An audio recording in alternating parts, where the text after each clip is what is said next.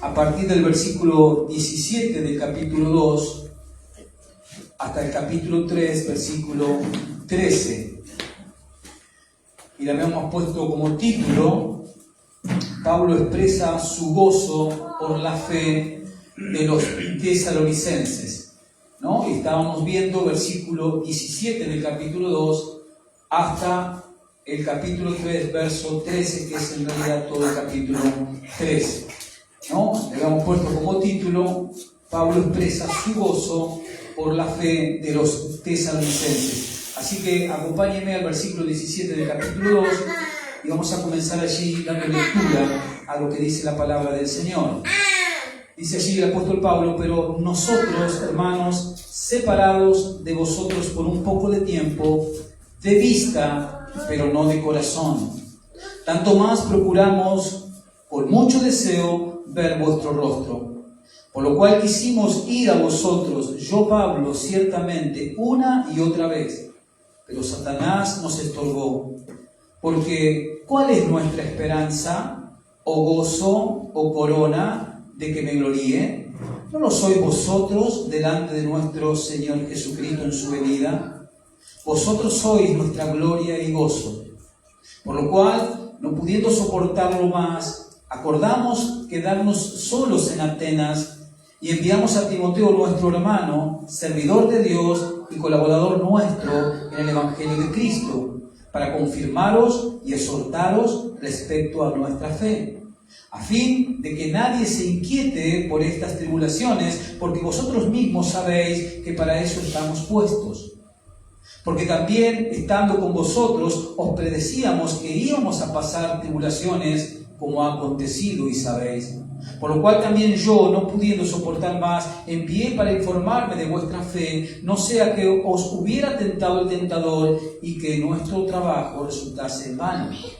Pero cuando Timoteo volvió de vosotros a nosotros y nos dio buenas noticias de vuestra fe y amor, y que siempre nos recordáis con cariño, deseando veros, como también nosotros a vosotros. Por ello, hermanos, en medio de toda nuestra necesidad y aflicción, fuimos consolados de vosotros por medio de vuestra fe.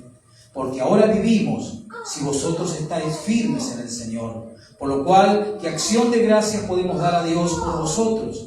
Por todo el gozo con que nos gozamos a causa de vosotros delante de nuestro Dios, orando de noche y de día con gran insistencia, para que veamos vuestro rostro y completemos lo que falta a vuestra fe.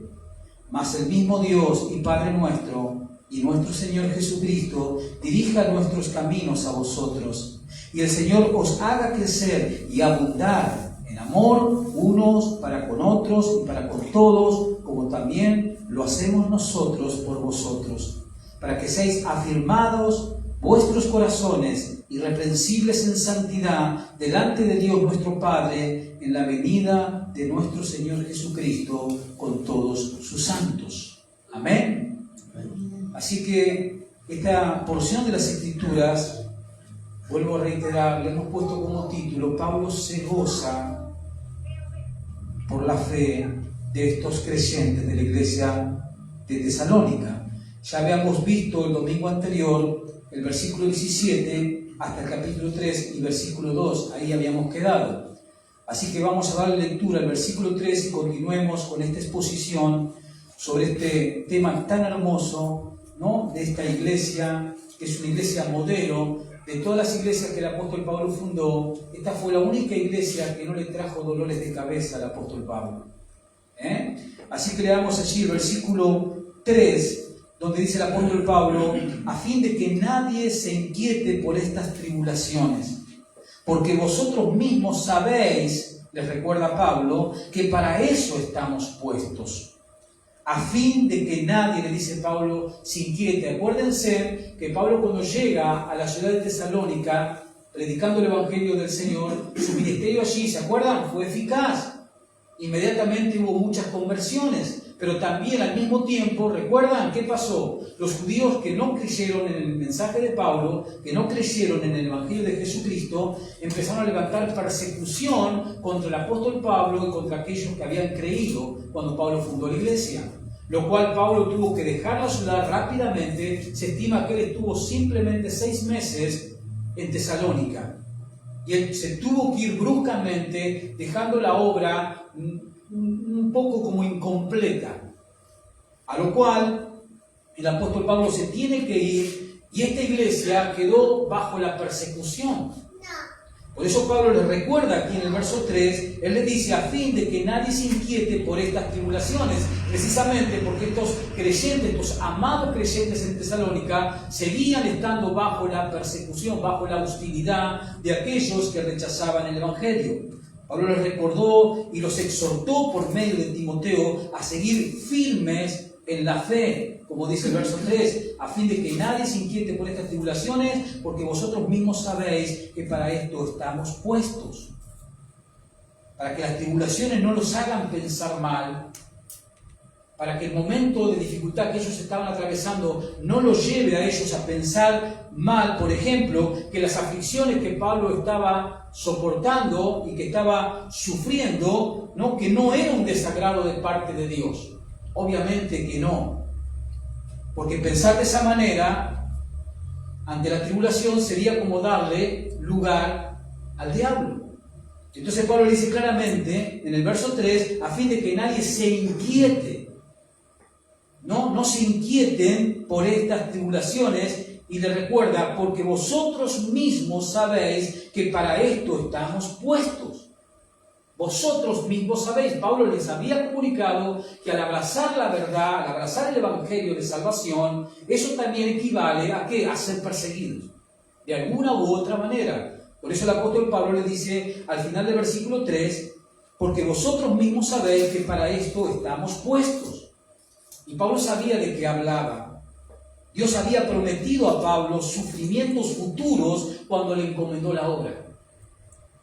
Jesús fue claro. Vayamos al libro de Hechos por un momento, el capítulo 9, donde Lucas nos narra la conversión del apóstol Pablo, quien antes era Saulo.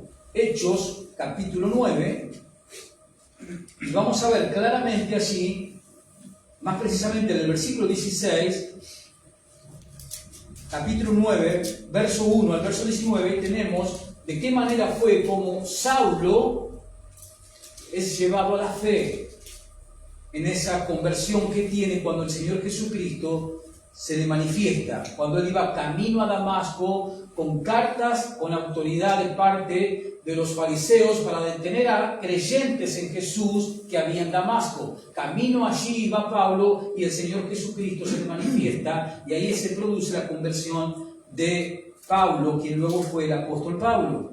Pero fíjese lo que dice así en el versículo 16. Es Jesús hablándole a Pablo en esa manifestación, en esa revelación, y le dice el Señor Jesús, porque yo le mostraré, hablando de Pablo, cuánto le es necesario padecer por mi nombre. Vamos a tomar un poco el contexto.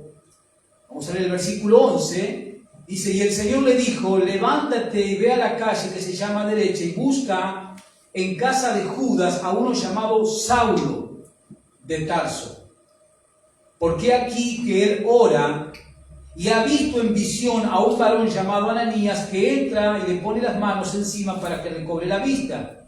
Entonces Ananías le respondió, Señor, he oído de mucho acerca de este hombre, cuántos males ha hecho a tus santos en Jerusalén. Y aún aquí tiene autoridad de los principales sacerdotes para prender a todos los que invocan tu nombre. El Señor le dijo, ve, porque instrumento escogido me es este para llevar mi nombre en presencia de los gentiles y de reyes y de los hijos de Israel. Ese era el propósito que el Señor tenía con el apóstol Pablo cuando lo llama al ministerio. Y esto es lo que le está recordando el Señor a Ananías, quien tenía que ir a verlo a Pablo y ponerle las manos para que recobre la vista. Pero Ananías le dice, Señor, hemos escuchado que este hombre ha hecho muchos males a tus seguidores. A lo cual el Señor le responde a Ananías. En el verso 15, el Señor le dijo, ve, porque instrumento escogido me es este para llevar mi nombre en presencia de los gentiles y de reyes y de los hijos de Israel. Y aquí viene el texto nuestro, porque yo le mostraré cuánto le es necesario padecer por mi nombre. Dios había prometido a Pablo sufrimientos futuros cuando le encomendó, cuando lo llamó al ministerio, como vemos aquí en Hechos 9. Y así fue el ministerio de Pablo. Acompáñenme a 2 de Corintios, vamos a ver un ejemplo de esto. ¿Cómo fue el ministerio del apóstol Pablo en esta tierra? 2 de Corintios capítulo 4, versículo 7. 2 de Corintios 4, verso 7. Dice así el apóstol Pablo: pero tenemos este tesoro en vasos de barro. Este tesoro se refiere al Evangelio, a la verdad. Pablo dice: tenemos este tesoro, que es el Evangelio, en vasos de barro. ¿Hablando de qué? De su humanidad frágil. Tenemos este tesoro en vasos de barro. Nosotros también, hermanos, somos vasos de barro. Y si hemos abrazado la fe en Jesucristo por la gracia de Dios, también nosotros tenemos este tesoro. Pero tenemos este tesoro en vasos de barro para que la excelencia del poder sea de Dios y no de nosotros. Dice Pablo en el verso 8 que estamos atribulados en todo, mas no angustiados, en apuros, mas no desesperados, perseguidos, mas no desamparados, derribados, pero no destruidos, llevando en el cuerpo siempre por todas partes la muerte de Jesús, para que también la vida de Jesús se manifieste en nuestros cuerpos. Porque nosotros que vivimos siempre estamos entregados a muerte por causa de Jesús, para que también la vida de Jesús se manifieste en nuestra carne mortal, de manera que la muerte actúe en nosotros y en vosotros la vida.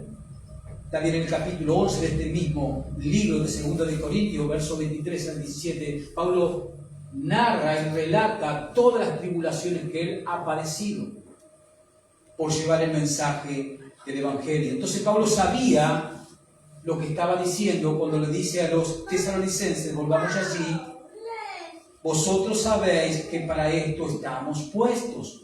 En el versículo 3 del capítulo 3 de Primera de Tesalonicenses, volvamos allí, a fin de que nadie se inquiete por estas tribulaciones, porque vosotros mismos sabéis que para esto estamos puestos. Claramente el apóstol Pablo sabía, porque Dios mismo, cuando lo llama al ministerio, le había anunciado los padecimientos que él iba a tener por predicar el Evangelio. Pero no solo eso, hermanos.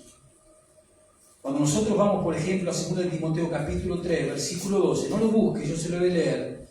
2 de Timoteo 3, versículo 12, escúchelo lo que dice el apóstol Pablo allí.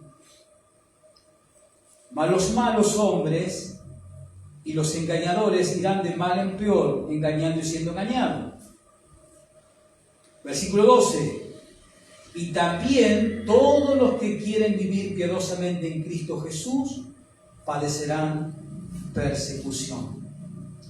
Todos aquellos que quieren vivir piadosamente, o sea, esa palabra piadosamente significa llevar una vida santa. Y precisamente llevar una vida santa es lo que Dios nos pide. Es esa la voluntad de Dios. Dice el texto: sufrirán persecución. ¿Por qué causa? Porque el mundo se burla, el mundo se irrita en contra de una vida santa, en contra de una persona que practique una vida de piedad. El mundo, porque es enemigo de Dios, se irrita y se burla todo el tiempo. Pero el apóstol Pablo les recuerda a estos creyentes de la iglesia de Tesalónica, ¿no? Dice: no se inquieten por las tribulaciones que están pasando, porque vosotros mismos sabéis que para esto estamos puestos. Y Pablo sabía bien de qué hablaba. El Señor le había revelado a él los sufrimientos que iba a padecer por tener este tesoro que es la verdad de Dios en su vida. Y Dios nos ha depositado su verdad, ¿para qué? Para que la proclamemos, para que la practiquemos, para que la vivamos y de esa manera la prediquemos al mundo caído. Por eso nosotros somos llamados a ser luz en este mundo. ¿A través de qué? De una vida transformada, de una vida de piedad, de una vida de santidad. De despertar en los demás la curiosidad por saber qué es lo que tenemos nosotros. Y lo que tenemos es ese tesoro en esta vida caída en pecado, corrompida por el pecado, pero también una vida que ha sido alcanzada por la gracia de Dios, donde esa gracia de Dios ha transformado nuestra vida interior, ha transformado nuestro corazón, Nos ha quitado el corazón de piedra y nos ha dado un corazón de carne que ahora se goza en las cosas de Dios, ama las cosas de Dios todo el tiempo. Versículo 4, sigue diciendo el apóstol Pablo, porque también estando con vosotros, os predecíamos que íbamos a pasar tribulaciones, como ha acontecido y sabéis. Una vez más, Pablo está enfatizando el punto de las tribulaciones. Porque también estando con vosotros, Pablo le está recordando que cuando él estuvo con ellos, Pablo les habló de esto. ¿De qué? De que iban a sufrir persecución por abrazar la verdad, por creer en la verdad. Iban a ser atribulados, iban a ser perseguidos. Por eso dice el verso 4, porque también estando con vosotros, le recuerda Pablo, os predecíamos que íbamos a pasar tribulaciones como os acontecéis y sabéis. Por eso le dice en el verso 3, a fin de que nadie se inquiete por estas tribulaciones, porque Pablo estando con ellos les aclaró. Y una de las cosas que iban a suceder, iban a ser tribulaciones si ellos creían en la única salvación que es en el Evangelio de nuestro Señor Jesucristo. Pablo ya había sufrido antes de llegar a Tesalónica. Pablo había sufrido en manos de los judíos en Judea, había sufrido en Filipo, ¿se acuerdan? Antes de llegar a Tesalónica, Pablo venía desde Filipo, donde había sido encarcelado, donde había sido azotado. Había llegado con marcas a Tesalónica. Había sido brutalmente torturado junto con Silas, su compañero de ministerio. En esas condiciones llegaron a Tesalónica, predicaron el Evangelio, pero inmediatamente se levantó la oposición, las acusaciones falsas ante las autoridades de la ciudad de Tesalónica. Pablo claramente, hermanos, había sufrido en manos de los judíos, en manos de los gentiles, como en Filipo, o en Damasco mismo, cuando tuvo que ser sacado de la ciudad de Damasco en un canasto, porque su vida corría riesgo. Sigue diciendo el verso 5, por lo cual también yo, no pudiendo soportar más, envié para informarme de vuestra fe, no sea que os hubiese tentado el tentador y que nuestro trabajo hubiese resultado en vano. Por lo cual también yo, no pudiendo soportar más. ¿Se acuerdan cuando hablamos de los sentimientos de Pablo hacia estos hermanos? Él estaba preocupado, él se había tenido que ir de Tesalónica por fuerza mayor, corría riesgo su vida. ¿Se acuerdan? Pero su corazón había quedado con estos hermanitos, que habían quedado en medio de la persecución. Pablo se había ido físicamente, pero su corazón había quedado con estos hermanitos ahí. Por eso él estaba preocupado, por eso él envía a Timoteo de regreso, porque él no podía volver. Él tenía preocupación en su alma, en su corazón, por estos creyentes. Por eso dice el verso 5, por lo cual también yo, no pudiendo soportar más, envié para informarme de vuestra fe. Él quería saber en qué condiciones estaban estos hermanos que estaban siendo perseguidos hostilmente. Él quería saber si seguían permaneciendo en la fe que él les había predicado o el tentador había aparecido y había hecho disminuir y perder la fe de estos creyentes. Eso es lo que está diciendo Pablo, por lo cual también yo, no pudiendo soportar más, envié para informarme de vuestra fe, no sea que os hubiese tentado el tentador. ¿Y quién es el tentador? Satanás. Como un tentador en el sentido de que pone pruebas todo el tiempo y tienta todo el tiempo Satanás con el fin de provocar ¿qué? Una caída fatal. Eso es lo que hace el creyente. Todo el tiempo está tentando, todo el tiempo está poniendo pruebas con el fin, con el único fin de que el creyente tenga una caída fatal. Lo hizo con el mismo Hijo de Dios. Mateos 4, Lucas 4, cuando nos relata Lucas y cuando nos relata Mateo en los Evangelios, nos relata de cómo Satanás tentó al Señor Jesús en el desierto. ¿Con qué fin lo tentó? De hacerlo caer en su propósito por el cual Él vino a este mundo. Ni hablar la iglesia cuando recién comienza, Hechos capítulo 5, con dos creyentes de la iglesia que recién había nacido allí en Jerusalén, Ananías y Zafira, en el capítulo 5 de los Hechos. ¿Cómo los tienta? Ellos venden una propiedad diciendo que van a poner todo el dinero de lo recaudado en la iglesia para ayudar a los pobres, pero Satanás los tentó y ellos quisieron. Cayeron en esa tentación, sustrajeron una parte de la venta de esa propiedad y después fueron ante la iglesia y dijeron que ese era el precio en el cual la habían vendido, ante lo cual Pedro, ¿qué les dice? Porque han mentido al Espíritu Santo. Pero todo el tiempo Satanás está tentando al creyente para conducirlo a una caída fatal. Y Pablo claramente no ignoraba las maquinaciones de Satanás. Pablo no ignoraba los engaños, las estrategias de Satanás, los planes de Satanás. Venga conmigo a 2 Corintios 2 y escuchémoslo al apóstol Pablo con relación a que él no ignoraba las estrategias y los planes de nuestro enemigo, en ese momento del enemigo de Pablo. 2 Corintios capítulo 2, versículo 11. El contexto de este pasaje es Pablo perdonando a un ofensor, induciendo a los hermanos de Corintio a que hagan lo mismo. Si este ofensor se arrepentía, Pablo le dice, perdónenlo. ¿Por qué? Porque si ustedes no perdonan, ustedes le estarán dando ¿qué? Lugar al tentador en sus corazones. Ese es el contexto de este pasaje a partir del verso 5 al 11. Y fíjese cómo termina el apóstol Pablo en el verso 11, para que Satanás no gane ventaja alguna sobre vosotros. ¿Lo puede ver? Para que Satanás no gane ventaja alguna sobre nosotros, sobre vosotros, pues no ignoramos sus maquinaciones. Esa palabra maquinaciones es engaños, planes, estrategias.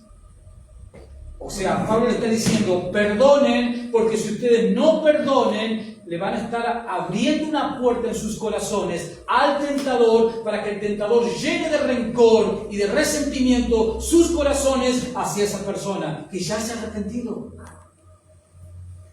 Y tenemos que entender esos principios.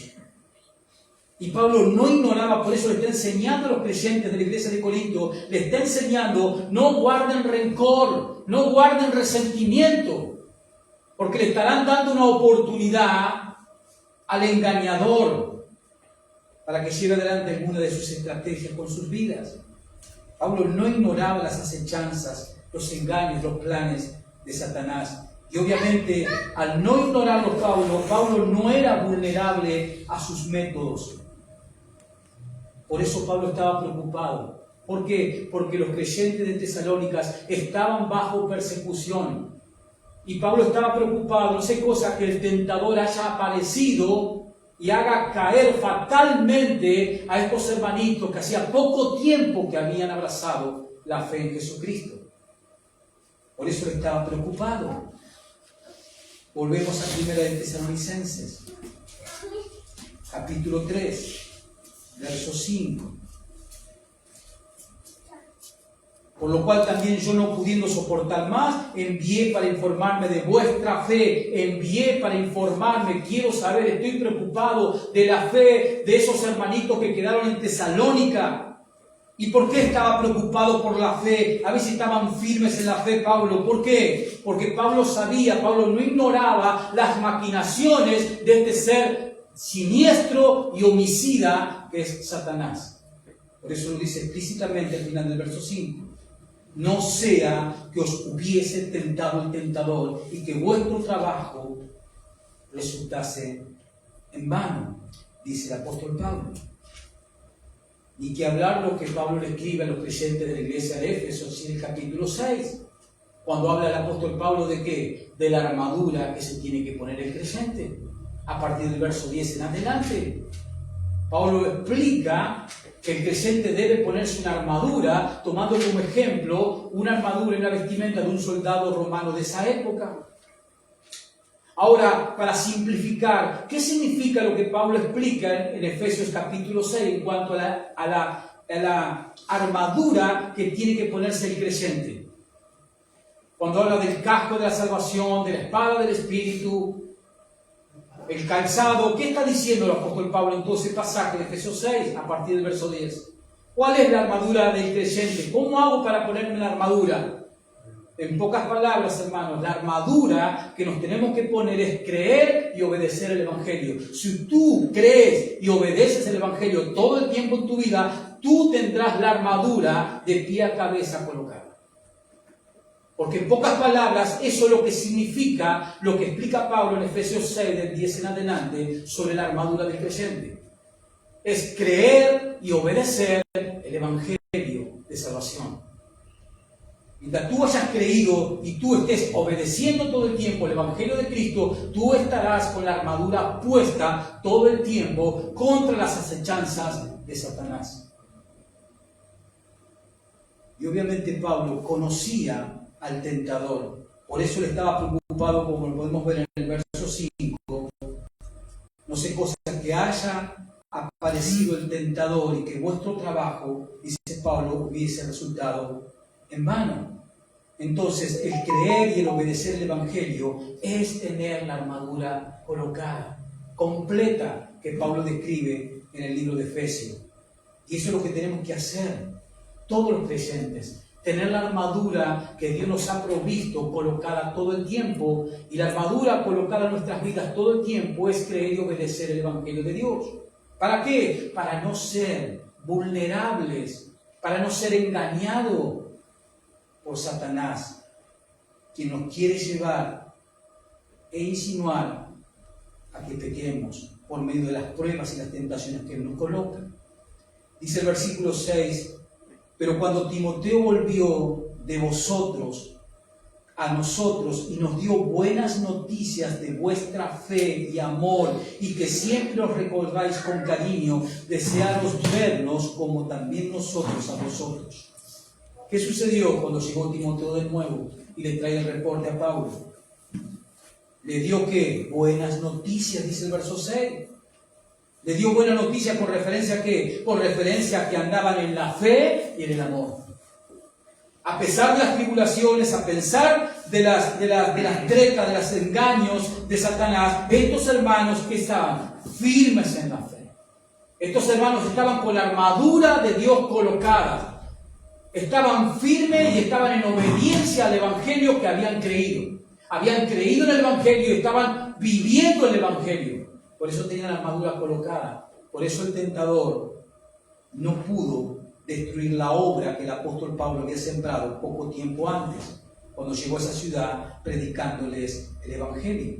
Por eso dice Pablo en el verso 6, y nos dio, o sea, Timoteo, buenas noticias de vuestra fe y amor.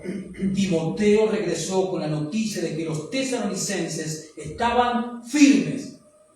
¿Qué quiere decir? La respuesta para Pablo fue: el trabajo que hicimos en Tesalónica no fue en vano. Que era la preocupación que él muestra en el verso 5 al final. No sea que os hubiese tentado el tentador y que nuestro trabajo resultase en vano. Esa es la preocupación de Pablo. A la cual cuando llega Timoteo, verso 6, y le da la buena noticia de que estos creyentes seguían firmes en la fe y andaban en el amor, o sea, estaban andando en la obediencia del Evangelio, obviamente que el trabajo de Pablo no había sido en vano. Entonces la preocupación del apóstol Pablo disminuyó. No, vino como un alivio sobre el apóstol Pablo. Verso 7, ahí lo podemos ver. Por ello, hermanos, en medio de toda nuestra necesidad y aflicción, porque Pablo seguía estando en tribulación, en medio de nuestra necesidad y aflicción, fuimos consolados de vosotros por medio de vuestra fe. La preocupación de Pablo disminuyó. Vino tranquilidad, vino paz a su alma. Él estaba preocupado, verso 5, porque si hubiese aparecido el tentador, quizás su trabajo allí hubiese sido en vano. Pero verso 6, al recibir la noticia de Timoteo, dice el verso 7 que la preocupación de Pablo disminuyó. ¿Por qué? Porque él recibió noticias reconfortantes. Esos pequeños hermanos de Tesalónica estaban firmes en el Evangelio que Pablo les había predicado. Estaban andando en el amor y en la fe. Dice el verso 8, porque ahora vivimos si vosotros estáis firmes en el Señor. Y la imagen que Pablo está mostrando aquí es la imagen de un ejército que no retrocede a pesar de los ataques del enemigo, a pesar de las hostilidades que estaban sufriendo estos creyentes en Tesalónicas. ¿Cómo estaban estos creyentes en cuanto a la fe? Firmes. A pesar de las dificultades, a pesar de la hostilidad que estaban sufriendo, ellos estaban firmes, agarrados del Señor, soportando las tormentas, confiando en el Señor. Si vosotros estáis firmes en el Señor, dice Pablo al principio del 8, porque ahora vivimos. Pablo tenía su corazón reconfortado, había recobrado ánimo, porque las noticias que le trajo Timoteo de estos hermanitos eran como positivas. Estos hermanos seguían firmes en el Señor a pesar de las circunstancias que estaban viviendo. Por eso Pablo dice en el verso 8, ahora vivimos si vosotros estáis firmes en el Señor. Y estas palabras firme es un mandato frecuente en las epístolas del apóstol Pablo. Esto de andar en la firmeza del Evangelio es un mandato constante que el apóstol Pablo nos hace ver en las Escrituras. Venga conmigo a 1 Corintios 16. Vamos a ver algunos ejemplos de que esta frase de estar firmes es un mandato que constantemente el apóstol Pablo le daba a sus iglesias. 1 Corintios 16, versículo 13. Fíjese lo que les dice a los corintios ya al final de la primera carta. 1 Corintios 16, versículo 13, dice el apóstol Pablo, velad, ¿y qué más? Y estad firmes, ¿en qué? En la fe. Ahora, ¿a qué se refiere la fe en este versículo? Se refiere a estar firme ¿en qué? En todo lo que Dios nos ha revelado. ¿Y dónde está todo lo que Dios nos ha revelado? ¿Dónde está en 66 libros que componen las Sagradas Escrituras? Porque la fe no es algo abstracto, la fe se apoya en algo. Ese algo es la palabra de Dios. Y Pablo le está diciendo a estos creyentes de Corinto, estén firmes ¿en qué? En todo lo que Dios nos ha revelado en su palabra. Y obviamente que el principio es para nosotros hoy. Si estuviese Pablo con vida en este momento entre nosotros, nos diría lo mismo. Si Pablo nos tuviese que escribir una carta a nosotros, nos diría lo mismo. Estén firmes en la fe. Lo cual implica que Pablo nos estaría diciendo hoy en día, estén firmes, creyendo, creciendo todo el tiempo en la palabra escrita de Dios que nos ha revelado. Pero el mandato de Pablo, ¿cuál era? Estén firmes. Lo cual implica, no retrocedan, aunque el enemigo con su ejército los ataque, no retrocedan, parecen firmes, crean en todo lo que Dios nos ha revelado. Tenemos otro ejemplo en Gálatas capítulo 5, de este mandato de Pablo frecuente en todas sus cartas en cuanto a estar firmes. Gálatas capítulo 5, todos conocemos el contexto general de esta carta. Había un problema con los maestros judaizantes que querían llevar a estos creyentes de Galacia a que obedezcan por las obras. Capítulo 5. Fíjese lo que le dice el apóstol Pablo allí. Gálatas 5:1. Estad pues que firmes. ¿En qué en este caso? Firmes estén en la libertad con que Cristo nos hizo libre y no estéis otra vez sujetos al yugo de la esclavitud de querer agradar a Dios por medio de la ley mosaica, porque ese era el problema en ese momento cuando Pablo escribe esta carta. Pablo le está diciendo a estos Gálatas, ustedes ya han sido liberados de la carga de la ley escrita, de los rituales de la ley de Moisés, fueron liberados por la gracia del Evangelio. Manténganse firmes en el Evangelio de la gracia de Dios. No vuelvan a las obras. Pero Pablo le da el mandato, en este caso, en este contexto, ¿a qué? A que estén firmes, en este caso, firmes en la libertad de las obras de la ley que Dios les había dado a través del Evangelio de Cristo Jesús. Ni hablar, Efesios 6, vengamos ahí a Efesios 6. Después de Gálatas sigue la carta a los Efesios. el pasaje que hoy estábamos comentando, la armadura de Dios. Efesios 6, versículo 11. Dice así el apóstol Pablo: vestidos de toda armadura de Dios. Ya expliqué qué significa toda la armadura de Dios. ¿Se acuerdan? ¿Qué significa toda la armadura de Dios? Creer y vivir el Evangelio todo el tiempo. Vestidos de toda la armadura de Dios para que podáis estar, ¿qué? Firmes. Creer en el Evangelio, vivir el Evangelio, y de esa manera vas a estar ¿cómo? Firme. ¿Contra qué firme en este caso? Contra las acechanzas, o sea, contra las maquinaciones, contra los planes, contra los engaños de Satanás. Si tú crees y vives el Evangelio en obediencia todo el tiempo, tú estarás firme contra los engaños de Satanás. Y la pregunta sería, ¿hay engaños de Satanás? Siempre los hubo en los tiempos de Pablo cuando escribía las cartas. Y siempre los ha habido y siempre los hay. ¿Cómo podemos estar firmes en el Señor? Creyendo en el Evangelio, estudiando las Escrituras, conociendo las Escrituras. Porque cuando yo estudio las Escrituras y conozco las Escrituras, yo voy a conocer la voluntad de Dios. Y eso me va a ayudar a discernir las cosas de este mundo para ver de dónde vienen. Si del cielo o del infierno. Versículo 13, salte al versículo 13, dice Pablo: por tanto, tomad toda la armadura de Dios para que podáis resistir en el día malo, y habiendo acabado todo, estar como firmes. Va a haber días malos según las Escrituras, según lo que Pablo escribe aquí. ¿Va a haber días malos? Sí. ¿Ha pasado usted algún día malo? Sí. ¿Vamos a volver a pasar días malos? Sí. Ahora, ¿cuál es el remedio que nos da la Escritura? Verso 13, por tanto, tomad toda la armadura. Creedle a Dios, mantenerte firme en lo que Dios te ha revelado en su palabra. Estudiar su palabra.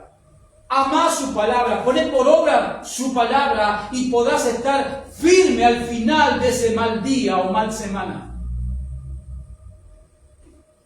Versículo 14, el siguiente, Pablo dice: estad pues firmes, nuevamente por tercera vez. Estad pues firmes, ceñidos vuestros lomos, ¿con qué? Con la verdad. Y vestidos con la coraza de justicia. Por eso Pablo, volviendo a la carta a los tesalonicenses, en el verso 8, Pablo les dice: porque ahora vivimos si vosotros, dice Pablo, estáis firmes en el Señor. Reporte que Timoteo le había traído diciéndole: Pablo, los hermanitos allí por los cuales tú estás preocupado, y estás tan preocupado porque eso salta de la carta, la preocupación que tenía Pablo.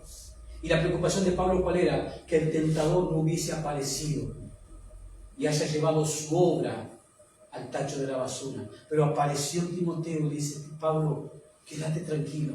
Los hermanitos allí, aunque están en tribulación, aunque están en problema, ¿sabes qué? Están firmes. En todo lo que les enseñamos, ellos lo han creído y están aferrados a eso. Están firmes en el Señor. Por eso dice Pablo: porque ahora vivimos si vosotros estáis firmes en el Señor. O sea que estaban firmes en el Señor. Dice el versículo 9: por lo cual, ¿qué acción de gracia, dice Pablo, podemos darle a Dios por vosotros? Por todo el gozo con que nos gozamos a causa de vosotros delante de vuestro Dios. El apóstol Pablo empieza a regocijarse y a escribirle a estos hermanos el gozo que él estaba sintiendo por la buena noticia que había recibido de que ellos estaban firmes en el Señor. Por eso Pablo dice: por lo cual, ¿qué acción de gracia podemos dar a Dios por vosotros? Por todo el gozo con que nos gozamos a causa de vosotros delante de nuestro Dios. Por todo el gozo, dice Pablo, con el que nos gozamos a causa de vosotros. Pablo experimentaba el mayor gozo.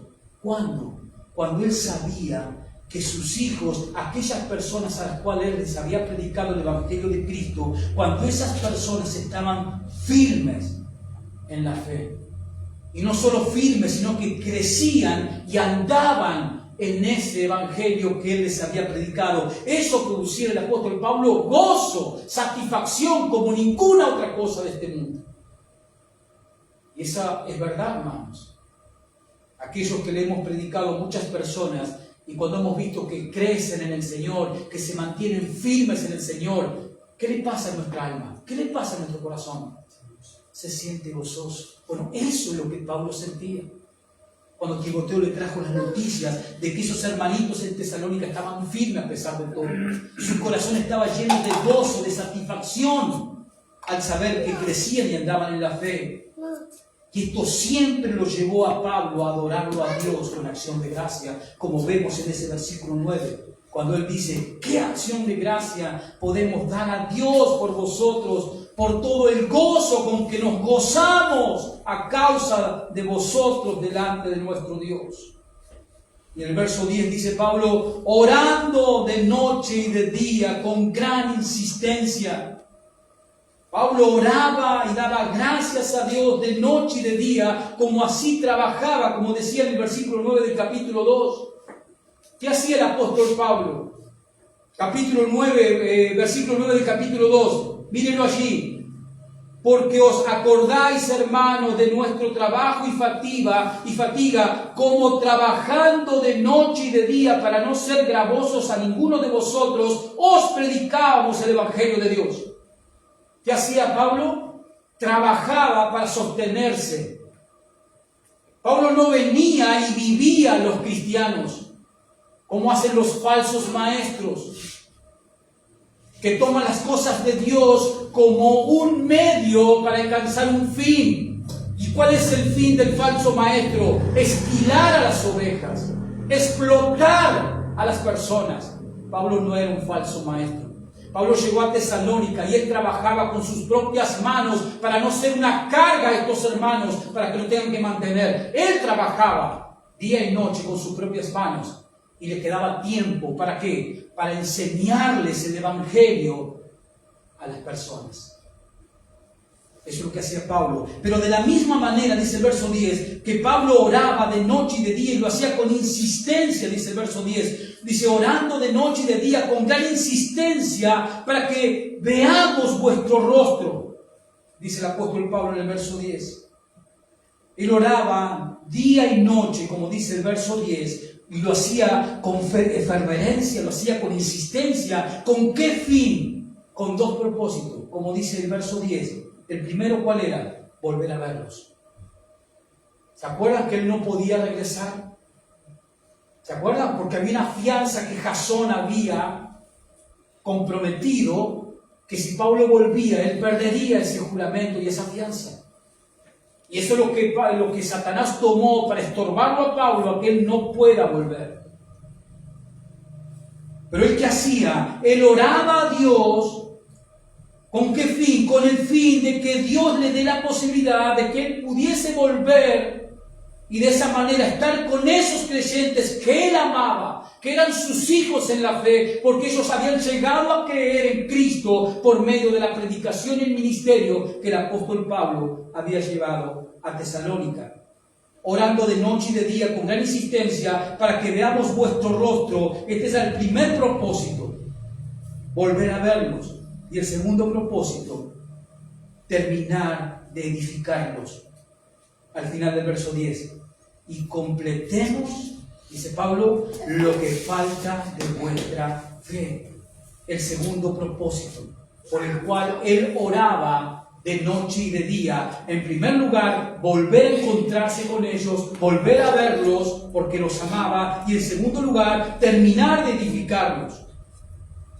Y el capítulo 4 y el capítulo 5, los dos capítulos finales de la carta, apuntan y van dirigidos a eso, a completar lo que le faltaba a estos creyentes en la fe. El capítulo 4 y el capítulo 5 era con ese fin, fueron escritos con ese fin. O como él no podía volver, el capítulo 4 y 5 de la carta van dirigidos a completar lo que faltaba a la fe de estos creyentes de Tesalónica. Versículo 11, mas el mismo Dios y Padre nuestro y nuestro Señor Jesucristo dirija nuestros caminos a vosotros. Pablo sabía que Satanás había estorbado su regreso, como ya lo vimos. Y más allá del reporte positivo que le trajo Timoteo, como lo vimos en el versículo 6, Pablo igual oraba de noche y de día, como dice el versículo 5, porque él deseaba estar con estos creyentes de nuevo. ¿Y qué hizo el apóstol Pablo? Por medio de la oración, puso en las manos de Dios, por medio de la oración, el deseo que tenía Pablo en su corazón. ¿Cuál era el deseo de Pablo? Volver a estar con ellos. Y por medio de la oración, él le clama a Dios, él deposita en Dios su esperanza de que Dios obre algo para que él pueda volver a ver a estos hermanos. Mas el Dios y Padre nuestro y nuestro Señor Jesucristo dirija nuestro camino a vosotros. Él encomendó este deseo en las manos de Dios para que Dios lo ayude y le encamine, así él podía volver y estar juntamente de nuevo con estos hermanos que él tanto amaba. ¿Y qué nos dice el Salmo 37, por ejemplo, este hermoso Salmo de David? Salmo 37, versículo 5. Hay un gran principio para nosotros que lo aplicó el apóstol Pablo.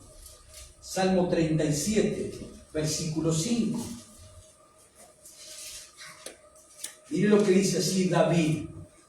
Salmo 37, versículo 5. Encomienda a Jehová tu camino y confía en Él, y Él, ¿quién? Jehová, hará.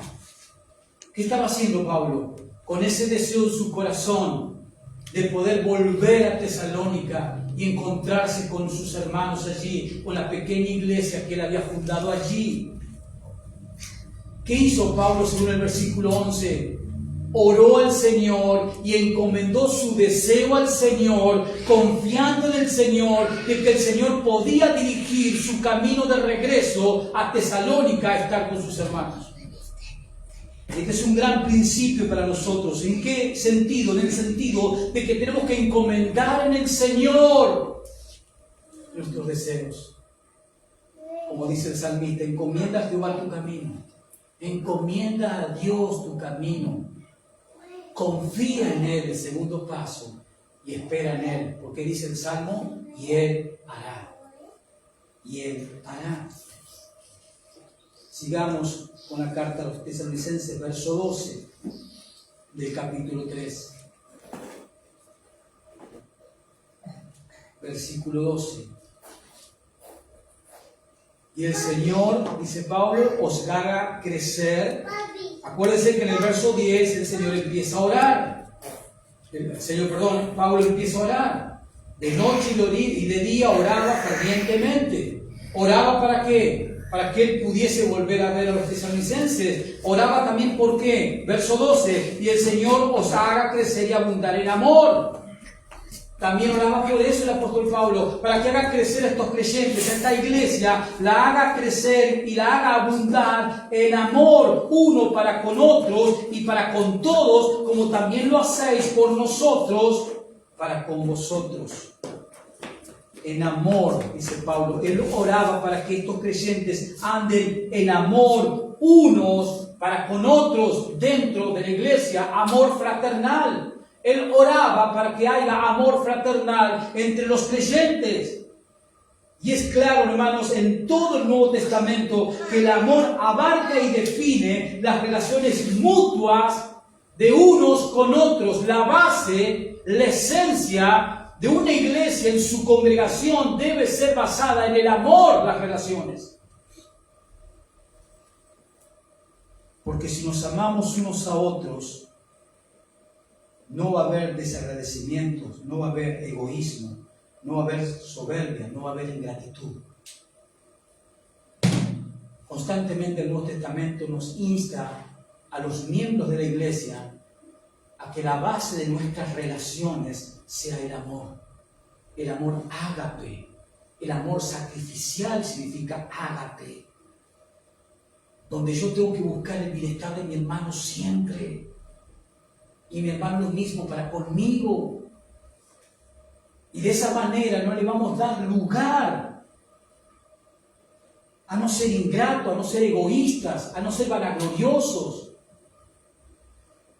que muchas veces causa tantos males dentro de una iglesia, dentro de la esencia de la iglesia, cuando hay corazones que se dejan llevar por la arrogancia, por el egoísmo, por la envidia, por los celos, y no anda según el principio que nos enseña el Nuevo Testamento, como Pablo aquí, en que debemos andar ¿en qué? En el amor.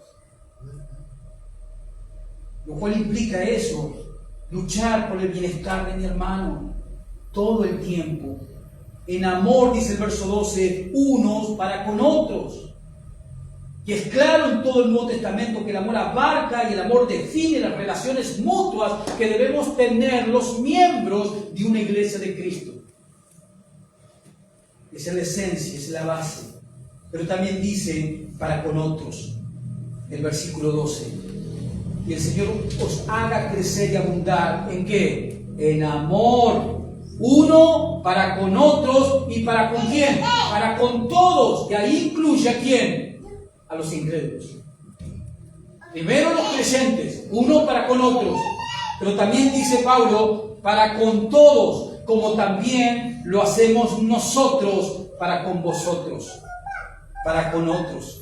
Y tenemos que entender y no perder de vista nunca que Dios nos amó y envió a su Hijo a morir por nosotros. ¿Sí o no? Juan 3:16. De tal manera amó Dios al mundo que ha dado a su Hijo unigénito para que todo aquel que crea en Él no se pierda. Y no tenemos que olvidarnos de ese punto, que Dios nos amó al punto de enviar a su Hijo Jesús a morir por nosotros. Y que nosotros que estamos en Cristo, nosotros los creyentes, fuimos amados cuando no éramos dignos de ser amados. ¿Lo entiendes así? Dios nos amó, hermanos, y en base a ese amor Dios nos salvó cuando nosotros no éramos merecedores de la salvación. ¿O tú crees que eres merecedor de la salvación? ¿O tú crees que estás en la iglesia y eres salvo porque te lo merecías? No. No tenemos que olvidar ese punto. Que Dios nos amó a nosotros los creyentes, los que estamos en Cristo. Dios nos amó cuando nosotros no éramos dignos de ser amados y de ser salvados. Romanos 5:8 claramente nos enseña eso. Que Cristo murió por nosotros, dice el texto de Romanos 5:8, cuando nosotros éramos pecadores. Estando en esa condición de enemistad con Dios, estando en esa condición de rebeldes hacia Dios, de enemigos de Dios, Dios nos amó y nos salvó. Entonces, teniendo en claro ese punto, hermano, nosotros los creyentes, ¿qué debemos demostrar con el incrédulo? Amor. Si Dios nos amó cuando nosotros éramos pecadores indignos, cuando nosotros éramos rebeldes hacia Dios y Dios nos amó y nos salvó, nosotros debemos proceder como ¿quién? Como nuestro Padre hacia el incrédulo. ¿Con qué? Con amor. Y Jesús lo enseñó a eso. Vean conmigo el Evangelio de Mateo capítulo 5 en el Sermón del Monte. Veamos claramente enseñado por nuestro Señor Jesucristo. Mateo 5, versículo 43. Escucha a Jesús. Capítulo 5 de Mateo, versículo 43. Dice Jesús, oíste que fue dicho, amarás a tu prójimo y aborrecerás a tu enemigo. Pero yo os digo, dice Jesús, pero yo os digo, amad a vuestros enemigos. ¿Escuchó? Amad a vuestros enemigos. No que tú tengas enemigos. Yo no tengo enemigos, pero eso no quita de que otros a mí me tengan por enemigo. Pero Jesús me dice, amad a vuestros enemigos, bendecid a los que os maldicen, haced bien a los que os aborrecen y orad por los que ultrajan y os persiguen. ¿Se da cuenta? Dios te amó, Dios te salvó, estás en la iglesia, tienes la salvación eterna de tu alma cuando no lo merecías, cuando eras indigno, cuando eras pecador, cuando eras rebelde hacia Dios. Allá afuera hay un mundo totalmente perdido, un mundo del cual muchas personas no te quieren, te desean lo peor, pero en cuanto a ti como hijo de Dios, tú tienes que orar y bendecir a esas personas. Y la mejor bendición que tú le puedes dar a esas personas es cada vez que tenga oportunidad, háblales del Cristo que vive en ti. Esa es la mejor bendición. Por eso el apóstol Pablo le dice a estos creyentes en esta carta de Tesalónica, en amor uno para con otro, el amor fraternal dentro de la iglesia, entre los creyentes. La base tiene que ser el amor, pero también los creyentes debemos tener amor para con otros. Expandir el amor de Dios hacia los demás. Aquellos que no nos quieren, aquellos que se nos burlan, aquellos que nos desean el mal, pues tú, como dice Pablo en la carta a los Romanos, allí en el capítulo 13, no paguéis mal por mal, sino acalla el mal con el bien. Así en el capítulo 13 de Romanos. Volvamos para ir terminando a Tesalonicenses capítulo 3, versículo 13, que es el versículo que nos queda. Tesalonicenses 3, versículo 13.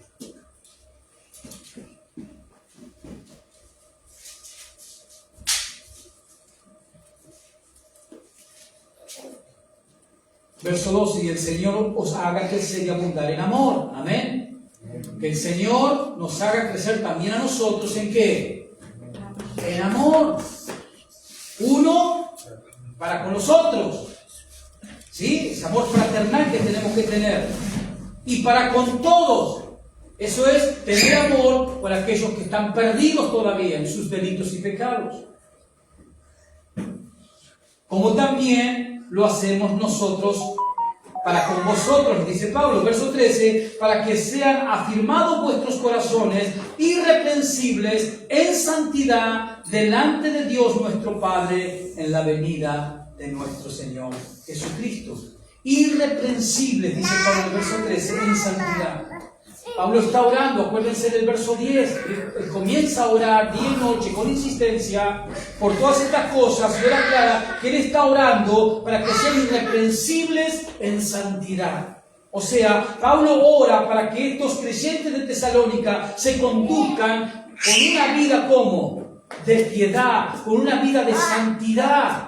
Esa es la mejor manera de predicarle el Evangelio al que no ha creído en Cristo, al que no conoce a Cristo. Por medio de una vida transformada, es la mejor manera de predicar la gracia de Dios. Y Pablo ora para que estos creyentes anden en una vida irresistible en cuanto a la santidad. Fíjese lo que le dice en el capítulo 4, en el siguiente, en el verso 3.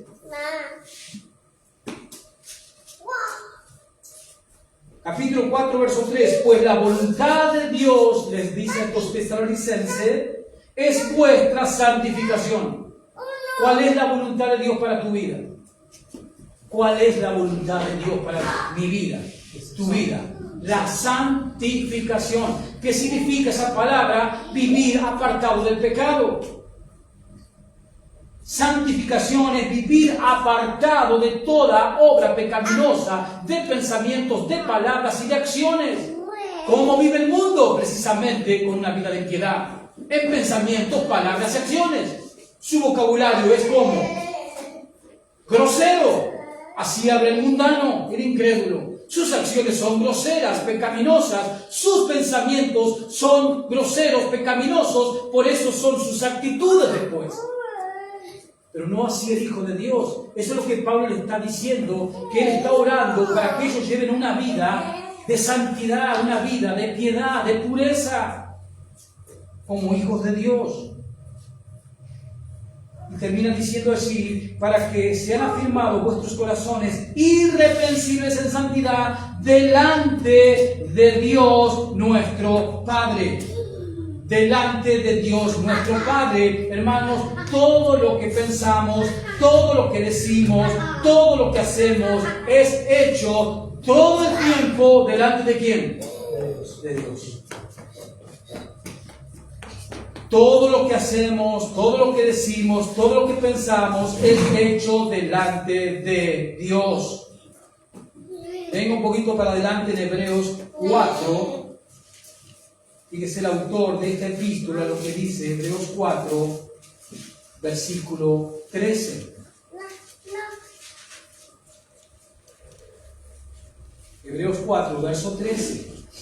Dice, y no hay cosa creada, escuche, no hay cosa creada que no sea manifiesta en su presencia.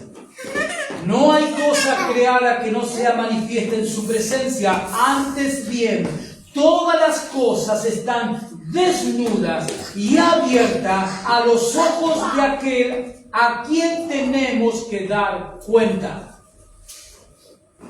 ¿Cuántas cosas? Todas. ¿Hay algún pensamiento que Dios no conozca? Nosotros podemos ocultarle cosas a nuestros prójimos. Yo puedo ocultarle cosas inclusive a mi esposa, a mi más íntima. Pero yo tengo que estar consciente de que Dios lo sabe. Y si es algo inapropiado, es pecado. Eso también me lo enseñó Jesús en el Sermón del Monte, en Mateo capítulo 6.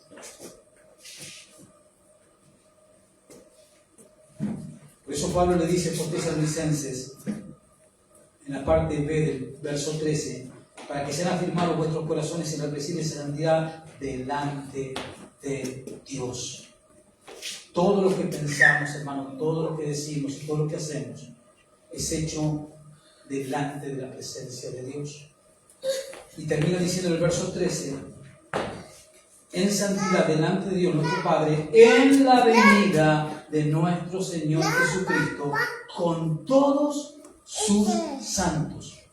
Claramente Pablo está haciendo alusión a los creyentes en la venida del rapto. Fíjese en el capítulo 4, verso 14. Verso 13, para tomar el contexto. 4:13. Tampoco queremos, hermanos, que ignoréis acerca de los que duermen, o sea, los que habían muerto, para que no os entristezcáis como los otros que no tienen esperanza. Verso 14. Porque si creemos que Jesús murió y resucitó, así también traerá Dios con Jesús a los que durmieron en Él. Y si nosotros seguimos leyendo, del verso 15 al verso 18, Pablo les va a mostrar el evento del arrebatamiento de la iglesia, cuando Jesús se lleve su iglesia.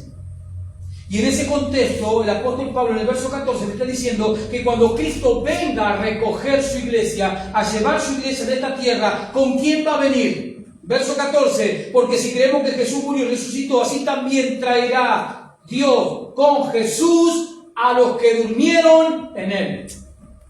¿Quién vendrán con Jesús cuando venga Jesús a llevarse la iglesia? Vendrán todas las almas, todos los espíritus de todo creyente que murió en esta tierra.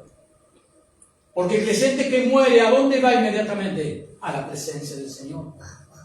Todo creyente verdadero, genuino, que ha partido de este mundo físico, está vivo, consciente con el Señor. Y cuando el Señor venga a buscar su iglesia, vendrán todos aquellos que partieron, que están con Él, vendrán de nuevo.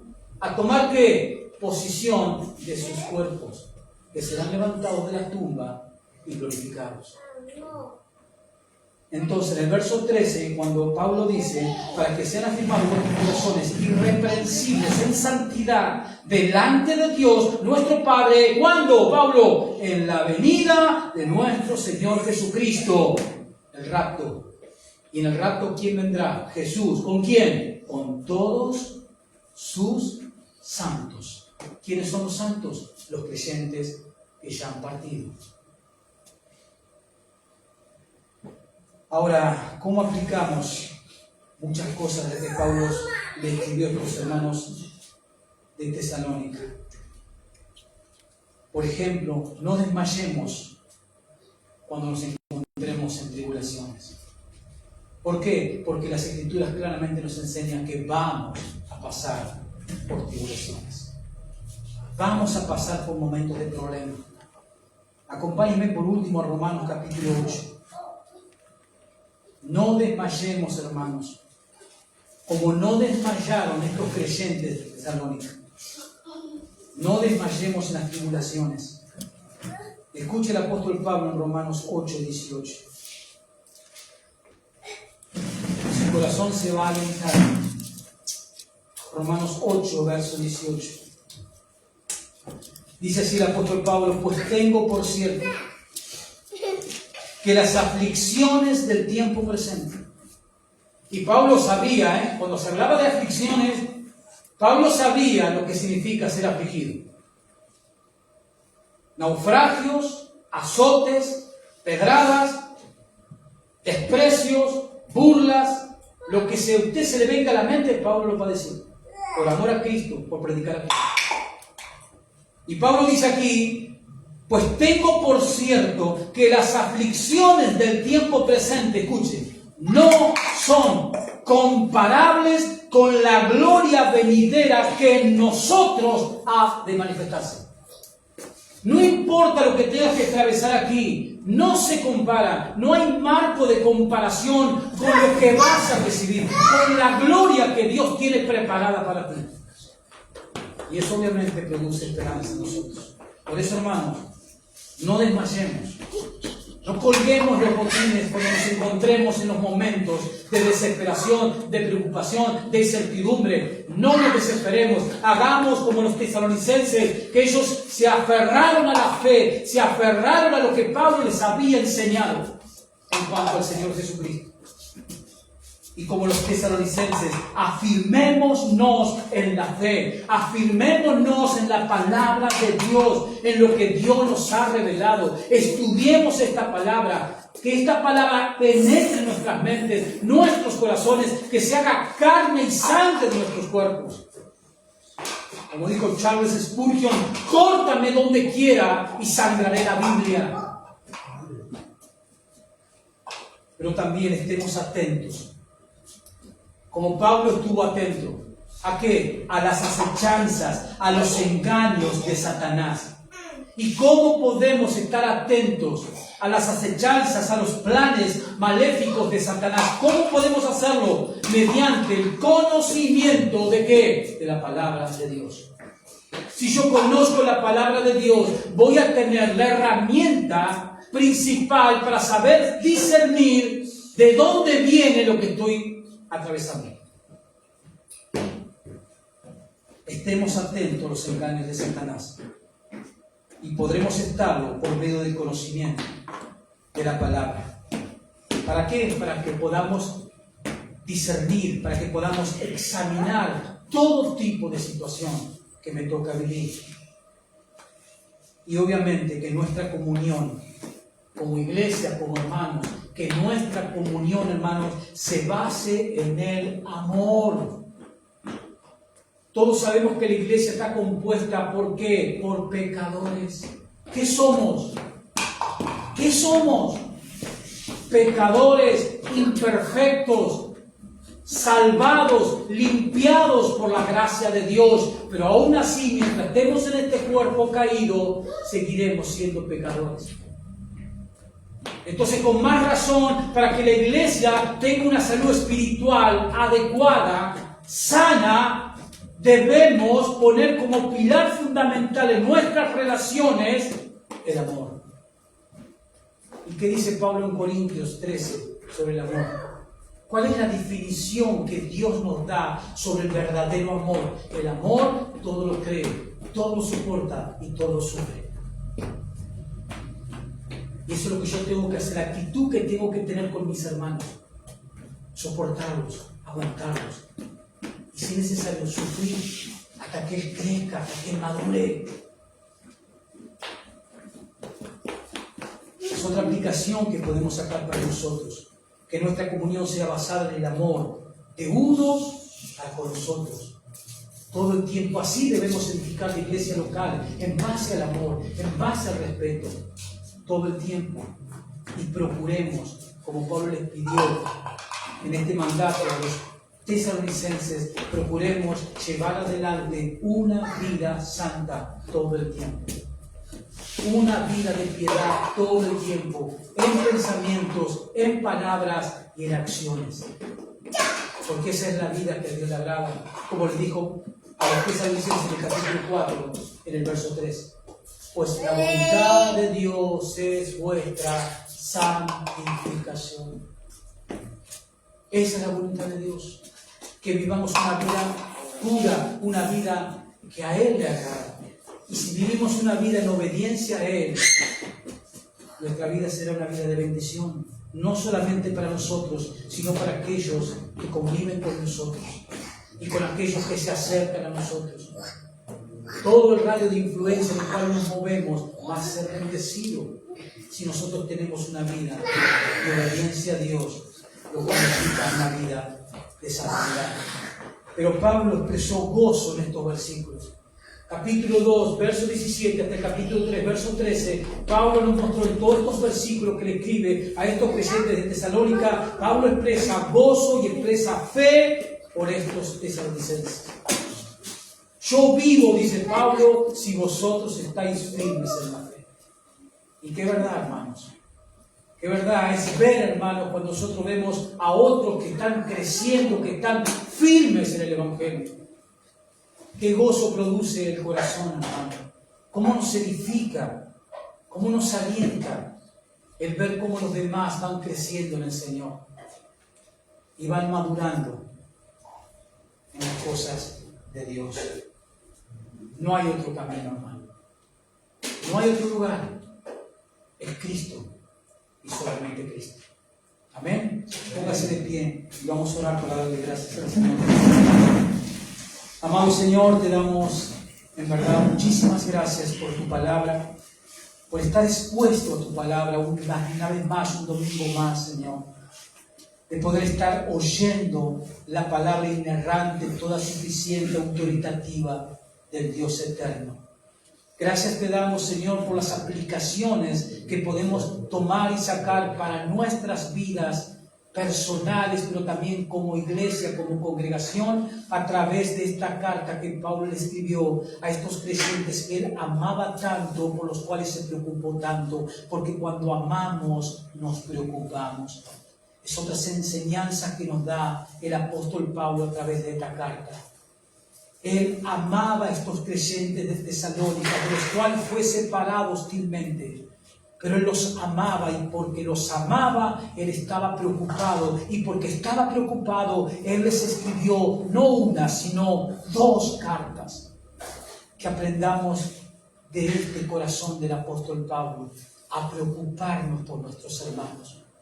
Señor, gracias por toda enseñanza que Tú nos das a través de estos pasajes, que podamos aplicarlos a nuestras vidas, para que podamos crecer y madurar en la fe, firmes como Pablo nos enseña, todo el tiempo, firmes, sin retroceder, sino más bien creciendo en el conocimiento de Dios a través de las Escrituras. Señor, bendice las familias que están presentes aquí. Bendice, Señor, a Victoria que ha dejado. Bendice a Jacqueline, Señor. Bendice a Susana, Padre, que hoy no está en este lugar.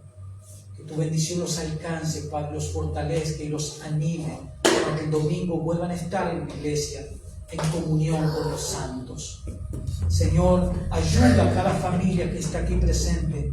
Tú conoces las necesidades de cada uno, Señor, en lo espiritual, en lo físico, en lo material. Que tú, Señor, en tu providencia bendita y llena de misericordia, tú estés proveyendo todo lo necesario para cada uno de tus hijos y de tus hijas presentes en este lugar. Oh Padre, bendice tu iglesia y ayúdanos a seguir proclamando la verdad, Señor, en estos tiempos tan difíciles. Pero aún así, en el poder de tu Espíritu Santo, ayúdanos a seguir predicando y enseñando tu palabra en todo momento, en todo lugar, sean los tiempos apropiados o no lo sean, no importa, sigamos siendo fiel al mandato. Tú nos has depositado el tesoro que es tu evangelio en vasos de barro, que son nuestras vidas, con el fin de que nosotros sigamos proclamando este bendito mensaje, para que otros puedan venir y conocer al amado, bendito y eterno Señor Jesucristo, a quien sea la gloria, la honra por los siglos de los siglos. Amén. Amén.